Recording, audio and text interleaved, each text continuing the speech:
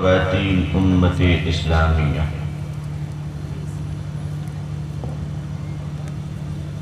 یہ جو میدان ہے یہ کربلا کا میدان ہے یا عرفات کا میدان ہے، یہ تو مجھے پتہ نہیں، لیکن اکھاڑے کا میدان یہ ضرور ہے۔ اور اسی لیے حضرت مولانا غلام مصطفیٰ صاحب دامت برکاتہم جب مجھے بلا رہے تھے تو مجھے شبہ ہو رہا تھا کہ مجھے خطاب کے لیے بلا رہے ہیں یا تال ٹھوکنے کے لیے بلا رہے ہیں۔ اب تو ہم مولویوں کو بھی اس طرح بلایا جاتا ہے جیسے ڈونلڈ ٹرمپ کے مقابلے کے لیے جاتا ہے۔ عزیزان ملت، فی الحال تو ہم اپنے ہی والے سے نپٹتے ہیں تو بہت اچھا ہوگا، ان سے کہاں جائیں گے؟ خدا نے ہمیں ہی بڑے عطا فرمائے کئی نمونے۔ اس لیے اکھاڑا کے اسپیشلسٹ مسلمانوں جو یہاں پہ موجود ہیں، اور آپ کا یہ اسٹیج تو ماشاءاللہ علم و عرفان کے سارے ستارے اس وقت جگمگا رہے ہیں ماشاءاللہ۔ جہاں اتنے سارے علماء موجود ہوں تو وہاں ایک قاضی صاحب تو ہوں گے، شاملی کے میدان میں بھی ایک قاضی صاحب ہے، تو اکھاڑے کے میدان میں بھی ایک قاضی صاحب کا ہونا بہت ضروری ہے۔ عزیزان محترم، جب موسم بدلتا ہے تو آدمی کا مزاج بدلتا ہے، لیکن آدمی بدلے یا نہ بدلے، لیکن پرندوں کی فطرتیں یہ بتا دیا کرتی ہیں کہ موسم کی انگڑائیاں کیا ہوگا۔ ہندوستانی مسلمانوں کی جو آبزرویشن رہی ہے وہ ہماری سب سے بڑی ناکامی یہ رہی ہے اس ملک میں کہ اس ملک میں رکشے والوں کے سامنے بھی ایک راہ اور منزل ہے کہ ہمیں کہاں سے کہاں جانا ہے۔ آٹو چلانے والوں کو بھی اپنی مارکیشن پوائنٹ اور اپنی ڈیوریشن معلوم ہے، لیکن عزیزان ملت، اگر کسی قوم کے پاس ویژن نہیں ہے، اگر کسی قوم کے پاس پلاننگ نہیں ہے، اگر ہمارے پاس وہ ہندوستانی مسلمان ہیں جن کے پاس 100 سال 150 سال تو چھوڑیے، ہمارے پاس بلکہ معاف کیجیے گا ہمارے بڑے بڑے پہلوانوں کے پاس بھی 5 سالوں کا کوئی منصوبہ نہیں ہے۔ ایک جو پلاننگ ہوتی ہے جسے ہم پلاننگ کمیشن کہتے ہیں، ہمارے انڈیا میں ہماری کمیشن ہے جسے پلاننگ کمیشن کہتے ہیں، جسے ہندی میں نیتی آیوگ کہا جاتا ہے۔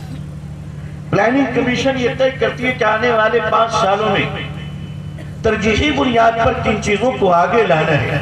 ہمیں آئی ایس کتنے چاہیے، U P S C exam میں کمپٹیٹر کتنے چاہیے، یو پی ایس سی کتنے چاہیے، آئی پی ایس کتنے چاہیے، ریونیو کتنے چاہیے، ریونیو ڈپارٹمنٹ کی ایکسپرٹیز کتنے چاہیے، آئی ایف ایس کتنے چاہیے، انڈین فارن سروس کتنے چاہیے، ہمارے ریونیو سروسز میں کتنے چاہیے، انڈین ایڈمنسٹریٹر سروس میں ہمیں کتنے لوگ چاہیے، ہماری انوائرمنٹ کا کیا حال ہے، موسم سے کہاں جا رہا ہے، ہماری ندیوں کی جوڑنے والی جو پلاننگ ہے اس میں کہاں تک کامیابی آئی، ہماری گلیشیئر کتنی پگھل رہی ہے، ہمارے درخت اور ہریالی میں کتنی کمی آئی اور کتنا بڑھانا ہے۔ لیکن معاف کیجئے گا، آج آزاد ہندوستان کو 75 سال ہو گئے، آج تک ہم نے اپنی بنیاد پر ملت اسلامیہ کی پلاننگ پر کوئی ہم نے سیمینار نہیں کیا کہ جہاں ہم یہ طے کر سکیں کہ ہمارا کامن منیمم پروگرام کیا ہو۔ یہ جو دنیا اللہ نے بنائی ہے، اللہ مسبب الاسباب ہے، لیکن یہ دنیا بھی تو دار الاسباب ہے، اور یہ دار الاسباب کس نے بنایا اس دنیا کو؟ اللہ نے۔ تو یاد رکھیے گا کہ دنیا دار الاسباب کا مطلب یہ ہوا کہ اس دنیا میں مسلمانوں کے مسائل صرف دعاؤں سے نہیں بلکہ ہاتھ پاؤں ہلانے سے حل ہوں گے۔ صرف دعاؤں سے نہیں، ہم دعاؤں کے منکر نہیں ہیں، ہم دعاؤں کے قائل ہیں، ہم دعاؤں پر چلتے ہیں، ہم دعاؤں کو مانتے ہیں، مگر یاد رکھیے گا اگر کوئی دعاؤں کو مانتا رہے اور اللہ کی زمین پر حرکت نہ کرے تو ایسی قومیں نصف و نابود کر دیے جاتی ہیں۔ دریا میں کشتی چل رہی ہے، ایک غیر مسلم، یعنی میں آپ سے صاف صاف کہوں، ایک ہندو بھائی ایک مسلمان بھائی، اچھا بھارت میں ان دونوں سے بڑھ کر کوئی بھائی ہے؟ آپ بتائیے مجھے۔ ارے بھائی بھارت میں ان سے بڑا کوئی بھائی نہیں ہے، یہ دونوں بھائی، ایک مسلمان بھائی ایک ہندو بھائی، کشتی میں جا رہے ہیں دریا میں، بیچ دریا میں جو پہنچے تو کشتی ڈاماڈول ہونے لگی، دریا کی طغیانی نے اپنا تیور دکھایا، پانی کی لہروں نے کشتیوں کو الٹ پھیر کرنے شروع کر دیے۔ اب قریب ہے کہ کشتی ڈوب جائے، بتاؤ جان کی پرواہ کس کو نہیں ہوتی ہے اور جان جانے کا ڈر کس کو نہیں ہوتا ہے؟ مسلمان نے ہاتھ اٹھایا، بچپن میں امی نے جتنی دعا یاد کروائی تھی سب یاد آ گیا، مولانا صاحب کی جتنی چھڑیاں کھائی تھی وہ بھی یاد آ گیا، اور انہوں نے بھی خوب دعا کی کہ اے اللہ ہمیں معاف کر دے، اس کے بعد ہم کوئی گناہ نہیں کریں گے، اے اللہ ہماری جان بچا دے۔ دعا اس نے بھی کی، دعا ہمارے ہندو بھائی نے بھی پرارتھنا شروع کیا، انہوں نے بھی پڑھا جو کچھ ان کو یاد تھا گایتری منتر وغیرہ، اور پڑھ کر بڑی پرارتھنائیں کی، پرارتھنا ہو گئی۔ سب جب ہو گیا، ان کی دعا ہو گئی، ان کی پرارتھنا ہو گئی، ستم یہ کہ کشتی ڈوب گئی۔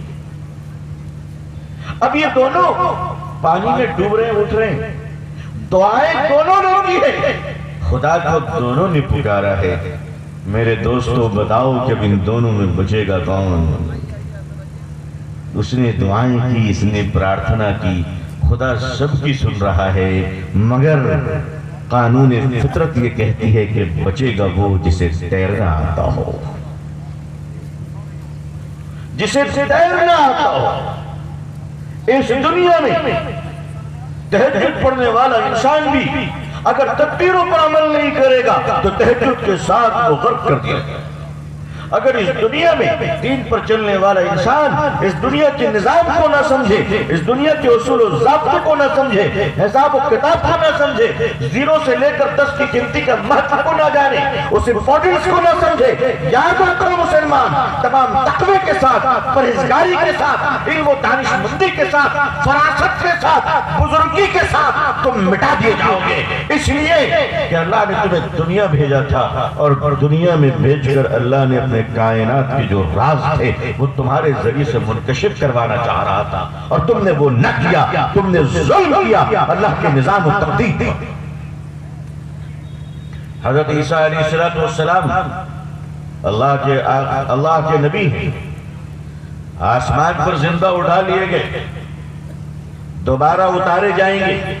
حضور صلی اللہ علیہ وسلم کی امت کی حیثیت سے آپ کی نبوت برقرار رہے گی، مگر امت کی حیثیت سے آپ اتارے جائیں گے۔ مورخین لکھتے ہیں، محدثین حجت کرتے ہیں اس بات پر کہ دمشق کی جامع مسجد پر حضرت عیسیٰ علیہ السلام آسمان سے اتارے جائیں گے۔ اب بتائیے آسمان کہاں ہے اور دمشق کی جامع مسجد کی چھت کہاں ہے؟ زمین سے چھت کی اونچائی بہت ہوگی تو 100 فٹ ہوگی، بھئی اس سے زیادہ تو نہیں ہوتی، ایک فلور کی ایک چھت 100 فٹ ہوگی، لیکن آسمان کی بلندی کیا ہے؟ آسمان کا اندازہ تو بڑے بڑے بائنوکولر مائکروسکوپ سے دیکھنے والے سائنسدانوں کو بھی تک نہیں ہو پایا ہے کہ آسمان ہے کہاں۔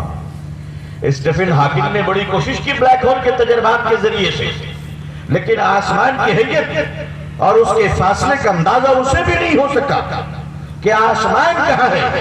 یہ میں پہلے آسمان کی بات کر رہا ہوں، اب آپ اندازہ کیجئے کہ دوسرا، تیسرا، چوتھا، پانچواں، چھٹا اور ساتواں، اور پھر سدرۃ المنتہا، اور پھر عرش معلیٰ۔ اللہ اکبر، اللہ اکبر۔ یہ کائنات کتنی بڑی ہے سوائے اللہ کے کوئی نہیں جانتا، اور اللہ کے بعد اگر مخلوق میں کوئی جانتا ہو جسے اللہ نے بتایا ہو، وہ رسول خدا کے سوا کوئی دوسرا نہیں ہے صلی اللہ علیہ وسلم۔ عزیزان ملت، حضرت عیسیٰ علیہ السلام آسمان سے چھت پہ اتارے جائیں گے۔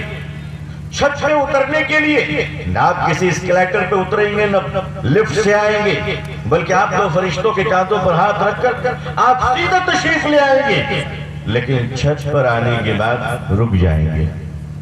حالانکہ نیچے آ سکتے تھے، 100 فٹ کی دوری تھی، کوئی خاص فاصلہ نہیں ہے، آپ نیچے بھی آ سکتے ہیں، لیکن نہیں، آپ دمشق کی جامع مسجد کی چھت پر آ کر رک جائیں گے اور لوگوں سے فرمائیں گے، لوگوں، حضرت امام مہدی کھڑے ہوں گے آپ کے استقبال میں، فرمائیں گے کہ اب سیڑھی لائی جائے، میں سیڑھی سے نیچے اتروں گا۔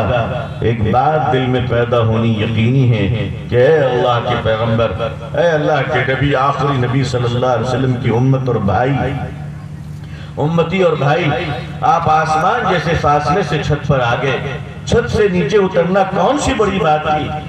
آپ یہیں آ جاتے ہیں، لیکن سیڑھی کیوں منگوا رہے ہیں؟ جواب دیں گے کہ میں اب دارالاسباب میں داخل ہو چکا ہوں، تو اب دنیا میں داخل ہونے کے بعد اللہ کا نظام یہ ہے کہ دنیا میں جب کوئی چلے گا تو وہ اسباب کو اختیار کرے گا، اسباب کو اختیار کیے بغیر وہ آگے نہیں بڑھ سکتا۔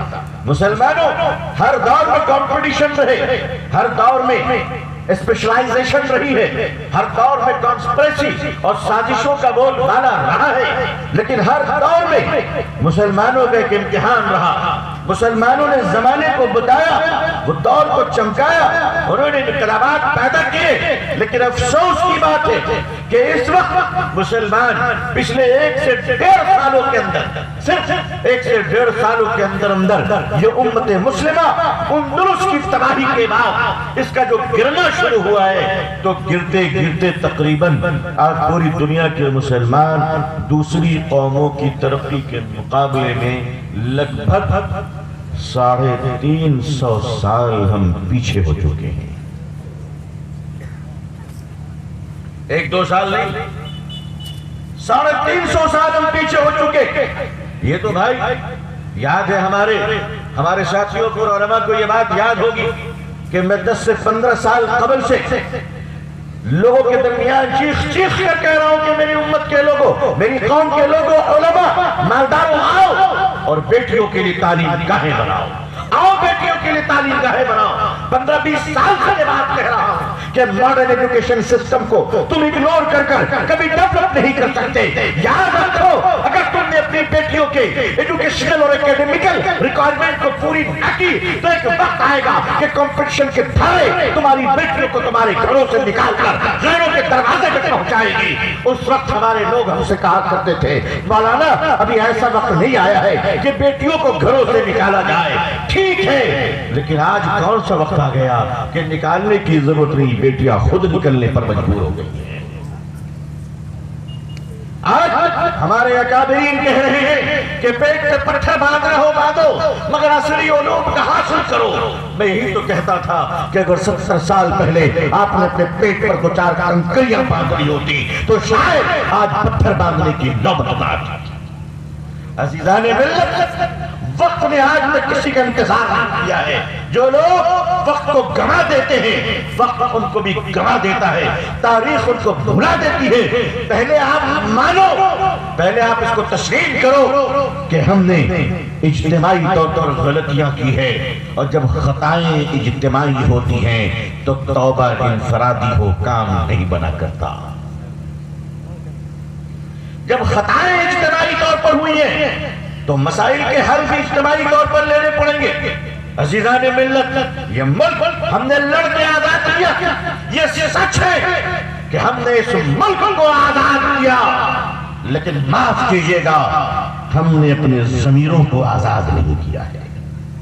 یہ سچ ہے کہ ہم نے اس ملک کو انگریزوں کی غلامی سے آزاد کیا، مگر میں معافی چاہتا ہوں کہ انگریزوں کی غلامی سے آزاد کرنے کے بعد ہم نے اپنی قوم کو شخصیت پرستی کی غلامی میں مبتلا کر دیا۔ ہم جانتے ہیں ہم اور آپ کو اللہ نے شرک سے بچا رکھا ہے، اور اللہ بچائے، بے شک ہم شرک نہیں کرتے ہیں، اللہ ہماری حفاظت فرمائے۔ مگر کیا یہ سچ نہیں ہے کہ اس آزاد ہندوستان میں پچھلے 75 سالوں میں ہم نے جتنا تعارف اپنی ذات کا کرایا ہے، یا ہم جیسے چھوٹے لوگوں کا تعارف بڑے بڑے نقیبوں نے کروایا ہے، کیا یہ سچ نہیں ہے کہ ہم نے جتنا ایک مرید نے جتنا تعارف اپنے پیر کا کرایا، ایک ممبر نے جتنا تعارف اپنے ادارے کا کروایا، ایک شاگرد نے جتنا تعارف اپنے استاد کا کروایا، ہم نے جتنا اپنے ادارے کا تعارف کرایا، اپنے بینر کا تعارف کرایا، اپنے اسٹیج کا تعارف کرایا، اپنی شخصیت کا تعارف کرایا، اپنی جماعت کا تعارف کرایا، اپنے مسلک کا تعارف کرایا. بے شک میں بھی ایک مسلک رکھتا ہوں، میں مسلک سے آزاد نہیں ہوں، مجھے اپنی مسلک سے محبت ہے، لیکن یاد رکھو میں اپنے مسلک پہ چلتا ہوا دوسروں کے مسلک کے احترام کو اپنی ذمہ داری سمجھتا ہوں. لیکن عزیزان ملت، ہم نے اپنے مسلک کا تعارف کرایا، اپنے بورڈ کا تعارف کرایا، اپنی ادارہ اور ملی جماعتوں کا تعارف کرایا. میرے علماء، میرے بزرگوں، مجھے معاف کر دیجئے گا، جتنا تعارف ہم نے اپنی جماعتوں کا کروایا ہے، اگر اس کا 40واں حصہ بطور زکوٰۃ بھی اسلام کا تعارف اس ملک میں کروا دیے ہوتے تو آج لوگ 3 کروڑ خداؤں کے نہیں، ایک خدا کے پرستار ہوتے. تعارف اپنی ذات میں کروایا. بلکہ کبھی کبھی تو میں دیکھتا ہوں کہ بعض خلفاء اپنے شیخ کا تعارف اتنا اچھا کرواتے ہیں کہ پوری گفتگو میں اللہ اور اللہ کے نبی آتے ہی نہیں صلی اللہ علیہ وسلم. نعوذ باللہ من ذالک. آپ اندازہ کیجئے یہ کتنا بڑا فساد ہے، کتنا بڑا فتنہ ہے کہ ہم اپنی جماعت میں تعارف کرائیں مگر اللہ اور اللہ کے نبی صلی اللہ علیہ وسلم کہ منشے کو تشریح کرنے میں قاصر رہ جاتا ہے. عزیزان ملت، ملک کی فضا ایک دن میں نہیں بدلی ہے، ملک کے حالات ایک دن میں نہیں بدلے ہیں. یہ جو حالات آپ دیکھ رہے ہیں یہ تو آنے تھے، اور اس کے آنے کی تیاری اور اس کا اعلان 100 سال پہلے کیا جا چکا تھا. یہ الگ بات ہے کہ مسلمانوں نے جب اللہ کے اعلان کیے ہوئے قرآن کی آیتوں کو بھلا دیا تو اس ملک میں دشمنوں کے اعلان کو کیا یاد رکھتی ہے. یہ کہاں سے تصور کرتی کہ ہمارے خلاف کتنی بڑی سازشیں چل رہی ہیں اس وقت عالمی سطح پر. عالمی سطح پر آپ کے وجود کو مٹانے کی سازش نہیں ہے بلکہ عالمی سطح پر آپ کے ایمان کو کھینچ لینے کی سازش چل رہی ہے. کہا کہ مسلمانوں کی آبادی ظاہر ہے کہ 20 کروڑ 25 کروڑ مسلمانوں کو یہ کسی بھی قوم کو کون ختم کر سکتا ہے، چاہے جانی بڑی بھی جینوسائیڈ ہو جائے نعوذ باللہ. اللہ نہ کرے کہ ہمارے ملک میں کوئی ایسا فتنہ ہو اور کوئی ایسی ہوا چلے کہ جس سے انسان کو انسان سے خطرہ ہو، جس سے مانو کو خطرہ ہو، خدا نہ کرے. لیکن یاد رکھیے گا کہ آپ کے ایمان کو کھینچنے کی کوشش کی جا رہی ہے، ایمان کو لینے کی کوشش کی جا رہی ہے. شیطان اور شیطان کے پروردہ جماعتیں، شیطان اور شیطان کی پروردہ طاقتیں، یہ مسلمانوں کی بلڈنگ، دولت، خوبصورتی، مال، اسٹیج، گورنمنٹ، سلطنت، سونا، پیٹرول کی ندیوں کا دشمن نہیں ہے بلکہ شیطان اور شیطان کی اولادیں صرف اور صرف ایمان والوں کے ایمان کی دشمن ہے. مسلمانوں آج کے اس مجلس میں اس فلسفے کو آپ سمجھیے کہ آپ سے دشمنی کیوں ہے اور آپ کی کن چیزوں کو ختم کرنے کی کوشش کی جا رہی ہے. صرف اور صرف مسلمان نام کے رہ جائیں کوئی فرق نہیں پڑتا. میں دنیا کے بہت سارے ایسے ملکوں کو جانتا ہوں. میں جب ازبکستان کے سفر میں تھا تو اس داڑھی ٹوپی میں تاشقند میں ایک مسلمان نے، جبکہ میں نے اس کو کہا سلام علیکم، میری شباہت مسلمانوں جیسے، اور وہ جو سامنے شخص کھڑا تھا وہ کلین شیو، لیکن مجھے لگا کہ یہاں چونکہ مسلمانوں کی پاپولیشن زیادہ ہے تو ہو نہ ہو یہ بھی مسلمان ہوگا. اور ایک اچھی جگہ پر یعنی ایک اسلامک یونیورسٹی کی باؤنڈری میں اس سے ہماری ملاقات ہوئی تو میں نے اس سے کہا السلام علیکم. اس نے وعلیکم السلام کہہ کر مجھ سے اگلا سوال جو کیا وہ بڑا خطرناک تھا. اس نے اگلا سوال بڑی بے تکلفی سے مجھ سے پوچھا، آر یو مسلم؟ کیا تم مسلمان ہو؟ تو میں حیران ہو گیا کہ اللہ رحم کرے کون سی کمی ان کو نظر آ گئی جو میرے اسلام پر شک ہو گیا ان کو. میں نے ان سے کہا کہ الحمدللہ انا مسلم. یو؟ اس نے کہا یس الحمدللہ انا مسلم. تو ہم نے اس سے کہا کہ تم مجھے مسلمان کیوں نہیں سمجھ رہے تھے؟ تو اس نے کہا کہ پتہ نہیں چلتا کون مسلمان ہے. اس کی وجہ یہ ہے کہ سوویت یونین نے جو ان کنٹریز پر اپنے تسلط کو رکھا تھا، ازبکستان، تاجکستان، قزاقستان، آذربائیجان، یہ جو 7-8 ممالک ہیں، ان ملکوں کو جب سوویت یونین نے اپنے قبضے میں لیا اور لینے کے بعد ان کے اسلام کے نشان کو مٹا دیا، ان کی مسجدیں فنا کر دی گئی، قرآن کریم کو دریا برد کر دیا گیا، علماء کو قتل کر دیے گئے، مسلح کے نام و نشان کو مٹا دیا گیا، نہ کوئی امام باقی رہا، نہ کوئی مؤذن باقی رہا، لہذا ان کے دلوں میں بس ایک بات رہی کہ ہم مسلمان ہیں۔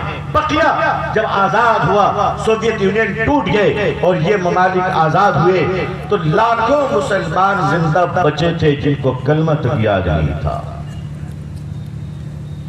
وہ جانتے ہی نہیں تھے کہ کلمہ کیسے پڑھا جاتا ہے۔ سمرقند میں حضرت امام بخاری علیہ الرحمہ کی جو قبر ہے، جب میں وہاں پہنچا آپ کی قبر پہ تو ظاہر سی بات ہے کہ جذباتی ہو گیا کہ اللہ اکبر، حضرت امام بخاری علیہ الرحمہ یہاں لیٹے ہوئے، وہاں ایک عالم دین بیٹھے ہوئے تھے جو جامعۃ الازہر سے فارغ تھے۔ جب ان سے باتیں ہوئی تو انہوں نے فرمایا کہ سوویت یونین کے زمانے میں یہ جو قبر آپ دیکھ رہے امام بخاری علیہ رحمہ کا، یہاں سے شہر کی تمام گندگیوں کو پھینکنے کا مرکز بنا دیا گیا تھا۔ عزیزان ملت، جب آپ نہیں ہوتے ہیں تو آپ کا نام و نشان مٹا دیا جاتا ہے۔ میں اس مدرسے میں گیا جس مدرسے میں تاشقند کے اس مدرسے کی بات کر رہا ہوں جس کے ایک کونے میں آج تک وہ نشانی موجود ہے کہ حضرت امام بخاری یا حدیث کا درس دیا کرتے تھے، کہا اس کونے میں امام ترمذی حدیث کا درس دیا کرتے تھے، کہا اس کونے میں مولانا جلال الدین حقانی حدیث کا درس دیا کرتے تھے۔ سنیے گا، وہ مدرسہ قائم ہے، وہ مسجد پر ہے، لیکن جس وقت میں وہاں گیا اس وقت مجھے ایک صاحب نے روک دیا کہ آپ رکیں، آپ اندر نہیں جا پائیے گا، آپ کو تکلیف ہوگی۔ کہا کیوں؟ کہا اس لیے کہ نیم برہنہ لڑکیاں یورپ کی یہاں ماڈلنگ کی شوٹنگ کر رہی ہیں۔ عزیزان ملت، یہ تاریخ رہی ہے۔ آپ کس دنیا میں ہیں، کس بھرم میں ہیں، آپ کے یہ مراکز، خود آپ کے دلی کی جامع مسجد جہاں شاہ ولی اللہ محدث دہلوی رحمۃ اللہ علیہ حدیث کا درس دیا کرتے تھے، جس کی اسٹوڈیو پہ حضرت شاہ عبدالعزیز محدث دہلوی رحمۃ اللہ علیہ کے قدم مبارک پڑے ہیں، وہ جامع مسجد دلی کی جہاں بڑے بڑے علماء اور فضلہ تیار ہوئے ہیں، آج اسی مسجد میں تم جا کر دیکھتے نہیں ہو اسکرٹ پہنی ہوئی لڑکیاں کیمرے میں اپنی سیلفی لیتے ہوئے نظر آتی ہیں۔ آپ دیکھتے نہیں ہیں کہ اسی جامع مسجد کی گیلریوں پہ لو برڈ اور عاشقہ اور آوارہ لڑکے اور لڑکیاں